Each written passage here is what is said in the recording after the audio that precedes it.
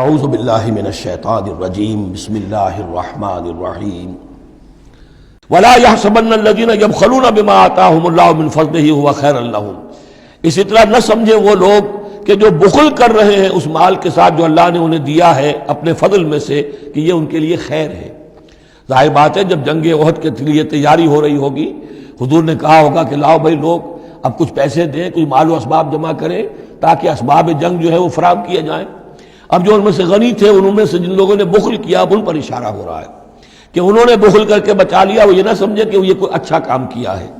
وَلَا يَحْسَبَنَّ الَّذِينَ يَبْخَلُونَ بِمَا آتَاهُمُ اللَّهُ مِنْ فَضْلِهِ، اللہ نے اپنے فضل سے انہیں جو کچھ عطا کیا ہے اب اس میں بخل سے کام لے رہے ہیں کہ وہ ان کے لیے اچھا ہے، بل هو شر لهم، یہ ان کے لیے بہت برا ہے۔ سَيُطَوَّقُونَ مَا بَخِلُوا بِهِ يَوْمَ الْقِيَامَةِ، اسی مال کے توق بنا کر ان کے گردنوں میں پہنائے جائیں گے قیامت کے دن جو بخل انہوں نے کیا تھا۔ وَلِلَّهِ مِيرَاثُ السَّمَاوَاتِ وَالْأَرْضِ، اور آسمانوں اور زمین کی وراثت بالآخر اللہ ہی کے لیے ہے۔ آج یہ تمہارے پاس ہے، یہ میرے پاس ہے، بالآخر سب کچھ اللہ کے لیے رہ جائے گا، ہم نہیں ہوں گے، ہمارے بعد کسی اور کا، پھر کسی اور کا، اور پھر یہ سارا مال و اسباب ہاتھ بدلتے ہوئے بالآخر میراث تو اللہ کی ہے۔ وَلِلَّهِ مِيرَاثُ السَّمَاوَاتِ وَالْأَرْضِ وَاللَّهُ بِمَا تَعْمَلُونَ خَبِيرٌ، اور جو کچھ تم کر رہے ہو اللہ اس سے باخبر ہے۔ یہاں وہ 18 رکوع مکمل ہو گئے، 6 رکوع جو غزوہ احد کے بیان میں تھے۔ اب 2 کنکلوڈنگ رکوع ہے اس سورہ مبارکہ کے۔ لَقَدْ سَمِعَ اللَّهُ قَوْلَ الَّذِينَ قَالُوا إِنَّ اللَّهَ فَقِيرٌ وَنَحْنُ أَغْنِيَاءُ، اللہ نے سن لی ہے بات، قول ان لوگوں کا جو یہ کہتے ہیں کہ اللہ فقیر ہے ہم غنی ہیں۔ ان میں منافقین بھی شامل ہو سکتے ہیں اور یہودی بھی۔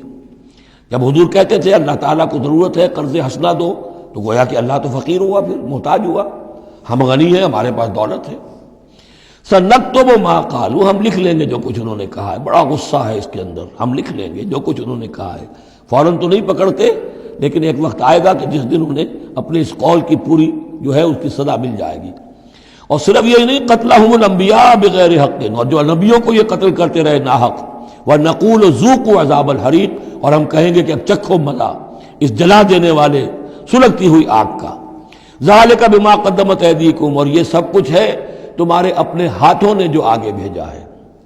وَأَنَّ اللَّهَ لَيْسَ بِظَلَّامٍ لِّلْعَبِيدِ، اور اللہ تو اپنے بندوں کے حق میں ہرگز ظالم نہیں ہے۔ الَّذِينَ قَالُوا إِنَّ اللَّهَ عَهِدَ إِلَيْنَا، یہ گویا کہ پھر یہود کی طرف رخ ہو گیا ہے، جیسا کہ اس صورت میں پہلے تھا، اس رکوع میں 19ویں میں۔ جو لوگ یہ کہتے ہیں کہ اللہ نے ہم سے ایک عہد لے لیا تھا، اللہ نؤمن لرسول حتی یاتینا بقربان تاکلہ النار، کہ ہم کسی رسول پر ایمان نہ لائیں جب تک کہ وہ ایسی قربانی پیش نہ کرے جسے آگ کھا جائے۔ یہ ابتدائی زمانے میں جیسا کہ میں نے عرض کیا تھا، عہد طفولیت تھا نوع انسانی کا، تو خرق عادت چیزیں بہت ہوتی تھی۔ ان میں سے ایک بات یہ بھی تھی یہود کے ہاں ابتدائی دور میں کہ اگر کوئی شخص قربانی پیش کرتا ہے اللہ کی جناب میں، کوئی بچڑا اس نے ذبح کیا، پیش کر دیا، اللہ کے لیے صدقہ کیا، نذر کیا ہے، تو آسمان پر سے ایک آگ اترتی تھی جو اسے بھسم کر دیتی تھی۔ یہ علامت ہوتی ہے اس کی کہ یہ قربانی قبول ہو گئی۔ جیسے حابیل اور قابیل کے قصے میں ہے کہ دونوں نے کچھ پیش کیا، قربا قربانا فتقبل من احدہما ولم یتقبل من الآخر، ایک کی قبول ہو گئی دوسری کی نہیں ہوئی۔ پتہ کیسے چلا؟ آپ اگر قربانی کرتے ہیں عید الاضحیٰ میں، کس کی قربانی قبول ہوئی کس کی نہیں ہوئی کیا پتہ، یہ تو اللہ ہی جانتا ہے۔ لیکن پہلے ایسی علامات حسی ہوتی تھی کہ پتہ چل جاتا تھا یہ قربانی اللہ نے قبول کر لی۔ تو اسی کے لیے انہوں نے کہا کہ ہم سے تو عہد لے لیا تھا اللہ نے کہ ہم کسی رسول کو جب تک کہ وہ یہ معجزہ نہ دکھائے اس وقت تک نہیں مانیں گے، تو اگر محمد رسول ہے تو یہ معجزہ دکھائیں۔ یہ تھی بات جس کا جواب دیا جا رہا ہے۔ قُلْ قَدْ جَاءَكُمْ رُسُلٌ مِّن قَبْلِ بِالْبَيِّنَاتِ، اے نبی ان سے کہیے تمہارے پاس مجھ سے پہلے بہت سے رسول آئے واضح معجزوں کے ساتھ، وَبِالَّذِي قُلْتُمْ، اور وہ معجزہ بھی انہوں نے دکھایا جو تم کہہ رہے ہو۔ فَلِمَ قَتَلْتُمُوهُمْ، پھر تم نے انہیں کیوں قتل کیا؟ إِن كُنتُمْ صَادِقِينَ، اگر تم سچے ہو۔ فَإِن كَذَّبُوكَ، پھر اے نبی اگر وہ آپ کو جھٹلا دیں، فَقَدْ كُذِّبَ رُسُلٌ مِّن قَبْلِكَ، تو یہ آپ ہی کے ساتھ معاملہ نہیں ہوا، آپ سے پہلے بھی جو رسول تھے انہیں جھٹلایا گیا۔ گویا کہ یہ تو اس راستے کی ایک عام جو ہے وہ تجربہ ہے جو آپ کو بھی کرنا پڑے گا جو اس سے پہلے نبیوں کے ساتھ ہوا ہے۔ جاؤ بالبینات، وہ بھی آئے تھے واضح نشانیاں لے کر، واضح معجزات کے ساتھ، وہ زبر، اور صحیفے لے کر، والکتاب المنیر، اور روشن کتاب لے کر۔ کل نفس ذائقۃ الموت، ہر ذی نفس کو موت کا مزہ چکھنا ہے، ایک دن تو موت آ جائے گی۔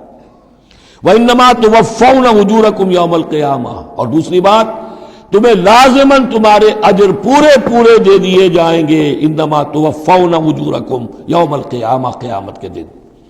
فمن زحزح عن النار، تو جو کوئی بچا لیا گیا جہنم سے، آگ سے، وادخل الجنہ، اور داخل کر دیا گیا جنت میں، فقد فاز، وہ کامیاب ہو گیا۔ اللہم ربنا اجعلنا منہم، اللہم ربنا اجعلنا منہم، وما الحیات الدنیا الا متاع الغرور، اور نہیں ہے دنیا کا یہ سارا ساز و سامان مگر دھوکے کی ٹٹی، دھوکے کا سامان۔ اب وہ آیت آ گئی جو سورہ بقرہ کی 19ویں رکوع میں آئی تھی، وَلَنَبْلُوَنَّكُمْ بِشَيْءٍ مِّنَ الْخَوْفِ وَالْجُوعِ وَنَقْصٍ مِّنَ الْأَمْوَالِ وَالْأَنفُسِ وَالثَّمَرَاتِ، صرف یہ کہ صیغہ بدلا ہوا ہے، یہاں مجہول کا صیغہ ہے۔ لَتُبْلَوُنَّ فِي أَمْوَالِكُمْ وَأَنفُسِكُمْ، اے مسلمانوں دوبارہ کان کھول کے سن لو، تمہیں لازماً آزمایا جائے گا، تمہارے مالوں میں بھی اور تمہاری جانوں میں بھی۔ وَنَقْصٍ مِّنَ الْأَمْوَالِ وَالْأَنفُسِ وَالثَّمَرَاتِ، یہ آنا ہے، کان کھول کر سن لو۔ یہ پھولوں کی سیج نہیں ہے، یہ کانٹوں بھرا بستر ہے۔ جنت لینی ہے تو یہ نہیں ٹھنڈے ٹھنڈے اور بغیر تکلیفیں اٹھائے تمہیں جنت مل جائے گی۔ ام حسبتم ان تدخلوا الجنہ ولا تسمعن من الذين اوتوا الكتاب من قبلكم ومن الذين اشركوا اذى كثيرا، اور تمہیں لازماً سننی پڑے گی ان لوگوں سے بھی کہ جنہیں تم سے پہلے کتاب دی گئی تھی، اور ان مشرکین سے بھی اذًا کثیرا، بڑی تکلیف دہ باتیں سننی پڑیں گی۔ سنو اور صبر کرو، جیسے حضور سے ابتدا میں کہا گیا تھا وَاصْبِرْ عَلَىٰ مَا يَقُولُونَ وَاهْجُرْهُمْ هَجْرًا جَمِيلًا، جو کچھ یہ کہہ رہے ہیں سنیے اور صبر کیجیے۔ اور ہمیں خوب معلوم ہے، کسی نے آ کر کہہ دیا مجنون ہے، کسی نے کہہ دیا شاعر ہے، کسی نے کہا ساحر ہے، کسی نے کہا مسحور ہے۔